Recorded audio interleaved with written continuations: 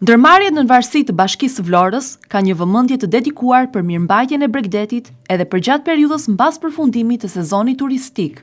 Ashtu si edhe në sezonin veror, mirëmbajtja e vijës bregdetare vijon me të njëjtin rendiment dhe rëndësi të kushtuar edhe përgjatë vjeshtës apo edhe dimrit në vazhdimsi. Për këtë arsye, si pjesë e planit të punës, ndërmarrja e pastrimit në varësi të Bashkisë së Vlorës ka zhvilluar përgjatë mërkurës edhe kësaj të enjteje një aksion të gjerë pastrimi në Bregdet. Puna është përqendruar në shëtitoren lungomare si pjesa më turistike e qytetit me qarkullimin më të lartë të këmbësorëve dhe automjeteve. Aksion ky i cili konsistonte në plugimin e rërës, por edhe pastrimin e Bregdetit nga mbeturinat. Në këtë aksion në Bregdet është përfshirë edhe automjeti specializuar.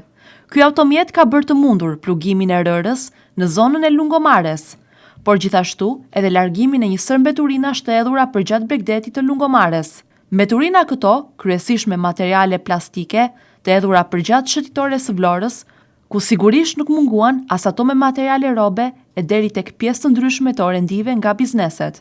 Gjithashtu, përgjatë Bregdetit të lungomares janë konstatuar gur të shumt dhe materiale inerte përgjatë Bregdetit. Një sasi e konsiderueshme prej tyre është larguar nga Bregdeti.